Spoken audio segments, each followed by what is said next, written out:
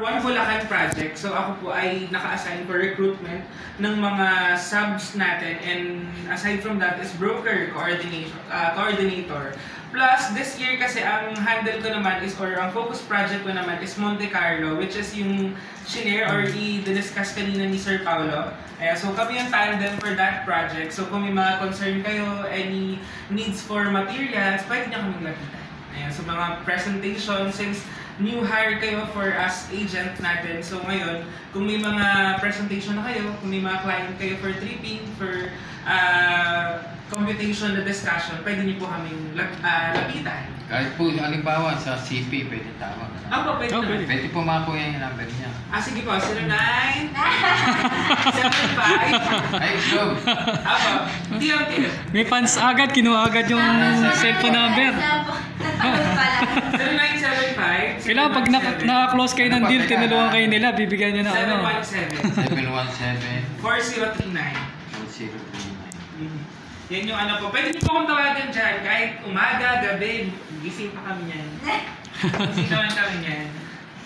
Ayan. So ako naman, hindi ko ito papahabain. Pero ang goal ko naman kasi sa inyo, syempre, may dadating tayo na times, may day tayo na magkakaroon tayo ng inquiry, na syempre hindi naman parang laging for Malolos or for Bulacan. So, ngayon, syempre, much better na din, sabi ko nga sa kanina, Kalatita Direct na, or kahapon, Kalatita Direct, na mas okay din na kayo po, mas alam nyo kung ano pa yung project natin sa Bulacan, para at least kung focus nyo ang Malolos at Bulacan, meron pa kayong alam na ibang i-offer aside from Malolos and Bulacan. So ngayon, for One Bulacan project, ang in-offer kasi natin dito is meron tayo for Baliwag, San Ildefonso, meron tayo for Bulacan, Malolos, and Santa Maria. Sa 5 projects na yon, meron tayong, ilan ba ang projects? 8 ang projects natin dito. Though may 5 areas tayo, pero may 8 projects tayo dito. Parang si Malolos, pag sinabing si Malolos, meron tayo ditong horizontal and vertical. Pag sinabing horizontal, meron tayong house and lot only. Pag naman sinabing vertical, is yung condominium natin. Si Bulacan, meron tayong horizontal, which is house and lot lang. Si San Ildefonso, house and lot lang. Si Baliwag, meron tayo dyan condominium and then house and lot. Si Santa Maria, meron tayo ditong condominium and yung house and lot natin. So meron tayo dito 8 project and then 3 doon is estate. Pag sinabing estate, yun yung meron condominium, yun yung meron tayong mga commercial na mga businesses, ganyan. And aside from that, meron tayong existing na camellia. So yung estate na yun, meron tayo sa Santa Maria, meron tayo sa Baliwag, and of course dito sa Malolos. Kanina na-present na ni Sir Paulo yung condominium. So yung condominium na pinapresent naman natin yan is available din yan sa Baliwag and sa Santa Maria. Ang pinagkaibahan lang po nila doon is yung community in terms of team. Parang si Baliwag po ay Spanish-inspired na community. Si Malolos, sister ito lang si Malolos. French. French pala tayo. So si Kala ko ito Malolos, Spaniards. French team po siya. French-inspired community or township. Ayun. So kanina di ba na-present po ni Sir Paulo and ni Ms. Sam yung mga kung paano kaganda, kaayos na project si Malolos. Diba? So pakita ko sa inyo, though ito hindi ko na po siya i-discuss, pero yung pinaka-project kasi ito siya.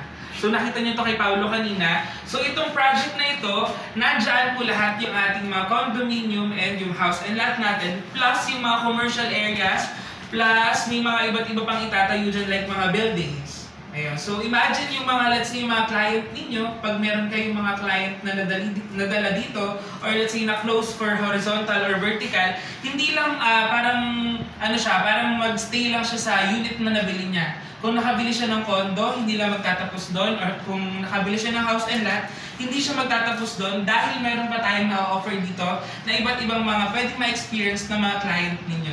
So let's say mga buildings natin dito, di ba may iba't ibang mga cafe na pwede dyang ilagay, may iba't ibang mga institute or mga schools na pwedeng ilagay dito. May iba't ibang mga, let's say, mga businesses, mga small na parang malls, ganyan, convenience store, ang pwede na lang ma-experience dito. Plus, yung magiging exclusive, alam ko sa Phase 12, no? Yung Phase 12, ayun, kung nakita niyo po sa likod, yung scale model natin. Ayan, so yung magiging development dito sa Malolos. So imagine yung client ninyo na once na magkaroon ng unit dito or any lot, only house and lot or condominium, yung the whole township na pwede niyang makater or pwede niyang ma-experience within the township. So yun po yung ating Malolos. So again, pag Malolos, horizontal, si Ms. Sam, pwede niyo po siyang kausapin or pag condominium natin for Monte Carlo Towers, ako po or si Sir Paolo. And then for Baliwag, ayan, so si Tito, anong paling mo dito? Dan. Si Tito Dan. Ayan, si Baliwag naman siya ha. Si Baliwag po ay city na din ha, baka po hindi pa kayo familiar. Si Baliwag naman ay city noong December 17, 2022. Ayan, officially announced na po siya ni Sir Mayor Ferdy Estrella na si Baliwag ay isang city na po siya. So ngayon, parang pag tinignan nyo kasi or pag pinuntahan nyo si Baliwag, parang ano lang siya, parang ganun lang siya, parang hindi pa siya ganun ka-develop. Pero once na lahat ng development dyan, with the officials na plan po dito, and of course, ni Sir Manny Villar, ito yung magiging plan natin for the, property doon. Kung nakita niyo si Camellia Baliwag doon, di ba as is po siya na Camellia Baliwag, na house and lot, parang ganitong type. Pero yung pinaka-front po nun, ganito na yung magiging itsura po nun. Parang pag pinasok nyo kasi to, parang ano lang siya, may mga ano dito, may mga parang lupa na Roland, lupa dyan. Then pag right naman kayo, nandun pa yung ano natin, house and lot. Pero soon, by 2027, ganito yung magiging picture natin or ganito yung makikita nyo mismo sa Baliwag City, Bulacan. Kaya naman, kung halimbawa meron kayong kakilala or mga gustong or interested pagdating sa Baliwag area, pwede nyo i-offer si Castellana. So si Castellana, inside po doon si Camellia Baliwag. Okay po. Si Castellana, ang pinakaloob po niyan, meron tayo diyang Dear Joe, may iba't ibang mga buildings. May Castellana Towers tayo dito, plus yung Camellia Baliwag natin. Yun po yung pwede nyo i-offer pag Baliwag area. Pag Santa Maria, alam niyo po yung Santa Maria? Nakapunta na po kayo, may taga Santa Maria ba dito? Ayun, alam niyo, familiar po kayo dito. Ayan, so, lalo na ang inyong mga MD, yan, sila Tita Teria, ang focus nila is organic sila ng Santa Maria. So, ito yung development natin for Santa Maria, which is The Crescent by Vista Estates. So, ito naman, ano din siya, no? Estates din siya, na lahat ng kinikater dito naman is may condo dito, may house and lot only, plus meron silang all home, plus meron din sila dyan iba't ibang itatayo ng mga buildings. Let's say, ilalagay din dyan yung mga iba't ibang mga business centers, commercial centers, ganyan. So, isa din sa magandang i-offer natin dito sa Santa Maria, pag sa Bulacan. Dahil sa Bulacan, di Santa Maria, malapit siya sa Manila. Malapit siya sa mga iba't ibang mga exclusive na parang puntahan pag may mga concert or pag may mga iba't ibang daanan, ganyan. So parang, aside from that, parang isa naman din si Santa Maria talaga sa mga area na progressive pagdating sa Bulacan. Kaya kung meron kayong mga clients na meron kayong i-offer pag Santa Maria or naghahanap din ng properties for Santa Maria, pwede nyo pong i-offer ang The Crescent. So, bigyan ko lang kayo ng idea. Ngayon naman, sa house and lot naman natin, yung diniscuss ni Ms. Hab na unit, papakita ko sa inyo kung ano-ano ba yung itsura nun. Ayan, pag sinabing Camellia, let's say Camellia Malolos or Camellia Provence, Camellia Bulacan, Camellia Baliwag, Camellia Santa Maria, and Camellia San Ildefonso, yung 5 areas na to nag-o-offer ng Camellia. Camellia na yan, ang ino-offer nila is 2 series, Lysandra series and Camellia series. Pag Lysandra series, yun yung pinakamura natin. Okay? Yun agad. Pag halimbawa, ang top of the mind ng client niyo, pinakamura, ano yung pwede nyo i-offer dito? Lysandra series agad. So, doon tayo sa pinakamura, which is yung townhouse natin.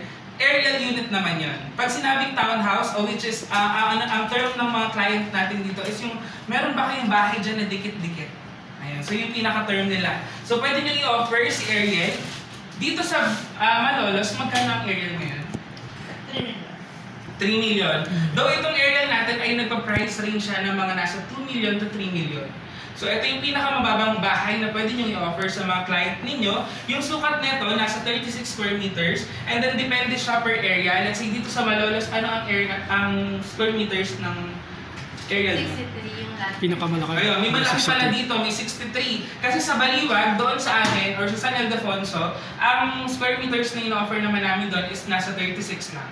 36. So dito sa Malolos, mas malaki pala. So 63 hanggang 60. Yung sa land area po kasi natin, depending kung end unit siya.